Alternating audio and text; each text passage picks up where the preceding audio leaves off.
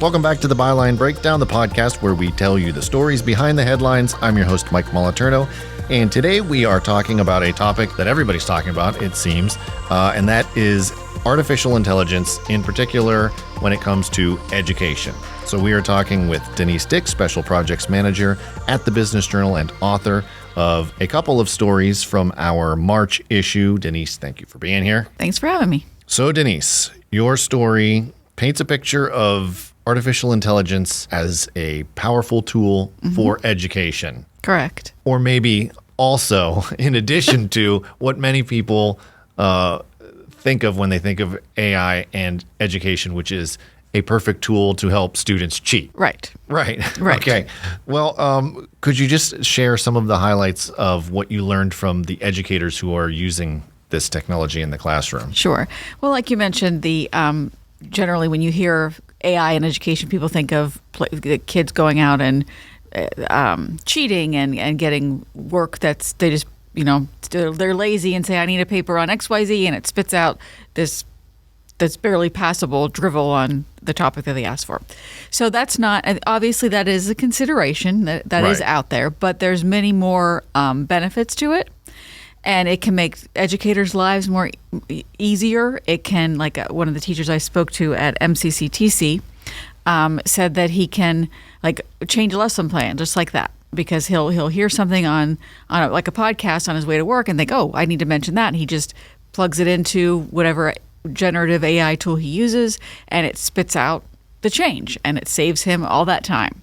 Mm-hmm. Also, he can record a lesson that he does if a student's not there, and it can summarize the notes for the student, or it can translate if the student's not English as a first language, or he can have the student use the AI themselves to translate it. So there's many benefits to it. And like I was told by many of the people that I talked to, the fear of it is not going to make it go away. True. It's here to stay. So you find out a way to embrace it, to use it responsibly, and to teach your students to use it in an ethical way.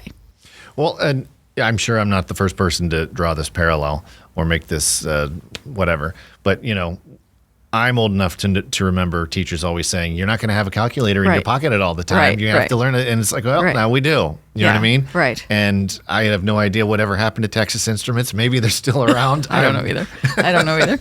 But nobody has those calculators anymore. Yeah. I'm not sure why we had to learn sine, cosine, and tangent.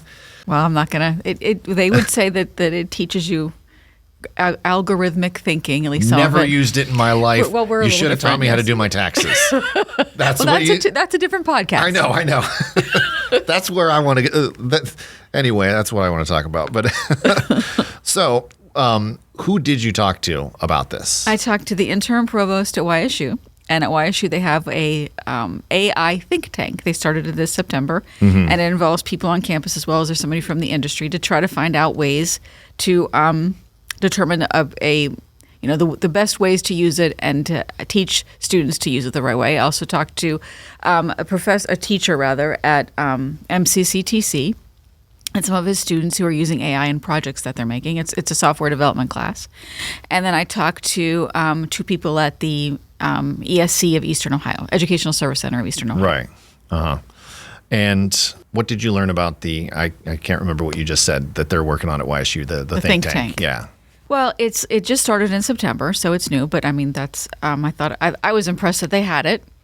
They're trying to there's different. Any tool is going to be expensive, so they're trying to figure out ways to professors can use it and that they can teach students to use it in an ethical and responsible way. So obviously they don't want the students to use it lazily, like to do the work for them. They want it to use to enhance, sort of like a tutor. They use that example a couple of times, both at YSU and at MCCTC. It's like a tutoring tool almost. So at the MCCTC, they were talking about it can help a student debug. Like if a student is creating a project and the student says, I've got this problem, tells this to AI, but I can't figure out why it's not working. That's not teaching them. It's it's not doing the work for them, rather. It's helping them learn what they did wrong. Or the opposite of that is, okay, this is working, but I'm not sure why it's working. And the AI can tell them why it's working. Or you say, I need an idea for a blog on XYZ, and it can spit it out. It's not writing it for you. Right. But it's helping you come up with, it enhances your creativity. And the interim provost who you spoke with is Jennifer Pintar. Correct. And from what I read in the story, it seems like she's also optimistic about AI in education. Yes, she thinks it's the good outweighs the bad. She's actually doing a TED talk about it. I think it's 99. Education has 99 problems, but AI doesn't have to be one of them. That might not be the exact title, but it's something to that effect. And there's also some statewide stuff coming out. The lieutenant governor's office came out with an AI tool for K-12 schools. Like when we were talking to the innovation specialist at the ESC, she said that this, because it's a technology that keeps evolving, so districts and schools have to come up with policies, and that can't just be there's got to be. She mentioned a policy for the district, but there's probably also has to be policy for individual classrooms, because different grades are going to use things differently, different assignments are going to be allowed to use it differently. So yeah, it's something you have to be on top of, but it's not going away. Right. And we mentioned we don't want to use it. We don't want students using it to cheat. Correct. So I guess that's one of the challenges of AI. How are the educators that you spoke with dealing with those challenges? Well, they have to adapt how they assign work, or like I said, it's evolving. So a lot of the time you can tell when when a student has used AI to give me a paper on Huckleberry Finn, and it a lot of the time it'll pretty much regurgitate the same thing, because a lot of kids are going to ask the same question. So and Billy doesn't write like that. Right. It's they can, and some of it you can tell, if it doesn't mesh with the students, what you think of the student, if the teacher is familiar with the student's work. But they also mentioned, I think it was the ESC said this, that it flagged the student, a teacher at one of the schools flagged something that a student wrote, and the student said, "Yeah, I did use AI, but I used it to help me do it. He didn't use it. He learned, and that helped him write it. He didn't do the work for him. It was a tool, and that's how it needs to be used." So we're going to take a quick break, but when we come right back, we're going to dive a little bit deeper into some of the benefits of AI in K-12 education.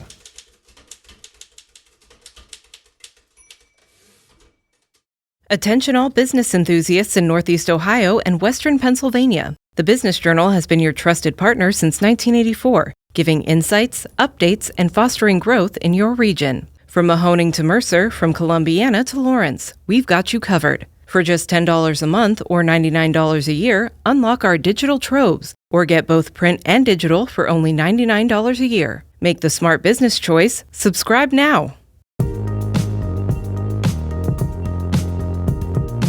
Welcome back. Before the break, we were talking with Denise Dick, who was sharing her insights on the positive impact of AI in education. Denise, could you elaborate a little bit more on how some of these students are using AI, how some of the teachers are using it? Well, like back at MCCTC, the software development class instructor or teacher, Mike Sakel, so one of the big advantages for him is it helps customize learning plans. Like when I was in school, it was what they call sit and get. The teacher got up there, they gave the lesson, students got it or they didn't get it. It's different now, as people who are familiar with education now know. Some students learn by lecture, some students learn by reading, some students learn by hands-on. So it allows you to more customize a lesson plan to a student's learning style. That's an advantage. Like the teacher, the woman at the ESC, Rachel Ayers, said that for like writing an email, if maybe writing isn't your strong suit, and you've got to write a business professional email, and normally it's going to take you like 2 hours to do it. So you can tell the AI, I need an email on XYZ. It spits it out in 30 seconds. You spend another minute or two to edit it, make sure it says what you want, make sure it's accurate. And that saves you all that time. That's time that teacher can spend getting ready for working with the students. That's not time they're doing on menial tasks. So that's one of the big things that they mentioned too. Menial tasks. It can be useful for that. For things like rote memorization and regurgitation, AI is very useful for that. Like the Dr. Pintar at YSU mentioned the lower level. I forget the terminology that she used, but things that aren't higher level learning that involve the expertise of a faculty member. Well, just the other day, I had to send flowers to a funeral. I'm sorry. No, it's all right. Nobody that it was a friend. You know what I mean? Just somebody of a friend. And I always hate having to write the message. And I come up with some idea. Okay. No, just for like the card. You know what I mean? Like, what are some sentiments that it was really useful because it even gave it to me as, if this is a loved one, here are 8 of them. If this is a business colleague, here would be some 8 more that are a little bit more appropriate. You know what I mean? So it was. I didn't say it word for word, but it at least kind of like, gave you an idea. Got me in the ballpark of like the tone. Okay. Do you know what I'm saying? Yeah. Okay. So I guess from what you found out about while you were talking to these people, it's the idea seems to be lean in, right? Not like, well, we're going to keep AI out of the classroom and yeah, sure, some kids are going to use it. It's going to be, no, we're actually going to bring it into the classroom. We're going to start using it to learn because I think it's going to be a part of your life. Some of them some educators are more accepting of that than others. To some, it's still, new and a little frightening. Right. But once they're learning about what you can use it for, the benefits of it, there's been more acceptance. Okay. And your student, like with most technology, a lot of the students know more about it than you do. Right, than the teachers do. Yeah. Exactly, right. Any other kind of main takeaways or anything that you walked away with? I think it's something you have to, be aware of the challenges of it, but I think there's a lot of benefits to it. Even for when I've talked to like writing groups about it, and it's not. There's some do the writing for you, and I wouldn't advocate that. But like, give me an idea for 3 ideas for the best way to say this, like you said, or for a topic on, growth in the Valley or growth in Youngstown, and it can spit out ideas, and then that's sparks something in you, and you do the actual creative researching those steps. Yeah, I'll ask it to come up with story angles or ideas. You know what I mean? If I have to go talk to a business and it's maybe something it's not familiar with. Yeah, they're in an industry that I'm not that familiar with. I'll put in a bunch of their, their background info that I just can get off the website or something like that, and it'll come up with some angles that I wouldn't have thought of necessarily. And I still have to do the work, but I didn't have the industry knowledge in my head to go in that direction. Right. Do you know what I mean? I would have never even thought to ask about that. So it's a tool. It's not the you're not being lazy and having it do the work for you. No. You're having it help you do the work. It can't write the story. It doesn't know what it doesn't know what the person I interviewed said. And it's not creative. It doesn't have emotion and no. Right. Its writing tends to stink a little bit. Yeah. but that's now. Right. It's likely to evolve. Exactly. But it will, I don't believe, will be able to ever, harness emotion, tell you what ice cream tastes like or anything like that.